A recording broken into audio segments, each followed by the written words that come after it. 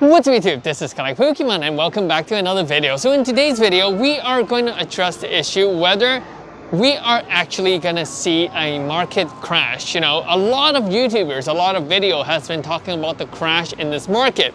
And I really want to iterate that it is not crashing. From what I've seen or from what I expect, the market is actually just returning to normal and it is not crashing like what everyone is saying. And I'm going to tell you the evidence and the reasons why I think that is so.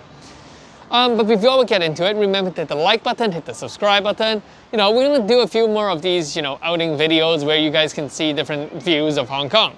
So today I'm actually at what it's called, this is called 1881 at Tsim Sha Tsui. So we can see quite a nice view, and that is the Hong Kong Cultural Center behind me. And yeah, so we're going to show you around Hong Kong in these kind of like short video.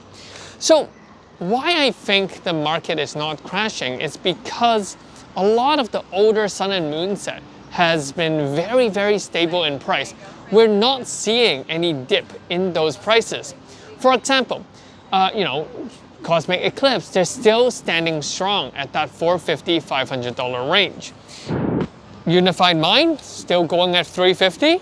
Unbroken Bond, $350. Team Up is going for $700 a box. Lost Thunder, still going for $300 a box. And even on the Japanese side, we see things such as Tag Team All-Star going for $200 a box. And Dream League, which did retrace a little at around $160 a box.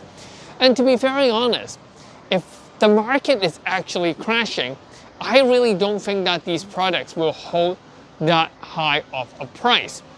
So here's my rationale and here's my reason why I think most people should not worry. The recent reprint of Darkness Ablaze, Chilling Reign, Battle Style, as well as Evolving Skies, all of these sets hit people at once, hit a lot of card store right at once. And it is at a time when a lot of them overspend on Celebration. They speculate that Celebration will spike in price. And because of that, they just simply don't have that capital. They have to, you know, pay back their credit cards, pay back their bank, you know, these sort of stuff, because they're on credits. And I think that's the case why everyone is trying hard to dump a lot of these back into the market.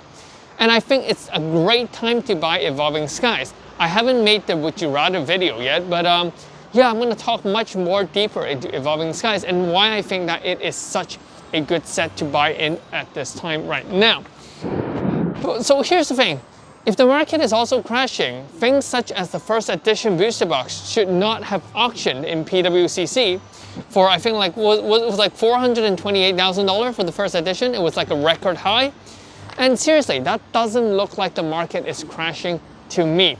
It is just that there is such a large supply of modern Pokemon cards, especially in the Sword and Shield era, that, you know, there is more than there is demand. And I think Pokemon Company has been, you know, trying really hard to build up or to print a lot more to make them more accessible for the holiday season. And I think that they're doing quite a good job on that one. And you know, I know that some of you guys also watch the other channel like Alpha Investment, and you know, Rudy always say a 7 to 10% increase or increment in the return of investment per year is good. But I think in Pokemon, we can get a little bit more than that. We can get 20% per year. But we need to understand that 20% is an average. It is very common in the past years in Pokemon. What we see is that things might not change for like 5 years in a row and then suddenly go up 100%. And you know, when you divide that by 5, that's 20% a year. And that's what we're expecting. We won't be expecting just don't expect anything that can flip 100%, 10 times, 5 times, 3 times, or even 2 times MSRP on release. We're gonna see things come back to normal again. And I believe that because of these experiences, a lot of card store will start to close, and I think that the print run of Brilliant Star will be significant enough to keep the price down. That's why you guys should hold back on the pre-order. Make sure you don't overprice on or overpaid on the pre-order, because I just think that Brilliant Star is going to be a good set with a lot of the character rares, but I just don't think that it's gonna be good if you're pre-ordering it like 130, 140, right? if you can buy it at around $100, pre-order it at that price, I think that would be a fair price. I believe that it is a time where the buyer needs to be very aware of the market and know what are acceptable price, because most of the time the concept of pre-order has changed throughout these 2 years. Traditionally, 3 to 5 years ago, people pre-order thinking that if I pre-order earlier, things will be likely to be cheaper, because you really want to get your hands first, and by pre-ordering you're actually reducing the risk of the store owner. So traditionally, pre-orders are usually cheaper. That's why we have things such as early birds and things such as that.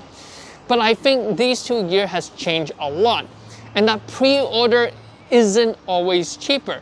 Pre-order is just a price that is scalped or hyped up by emotion, by FOMO.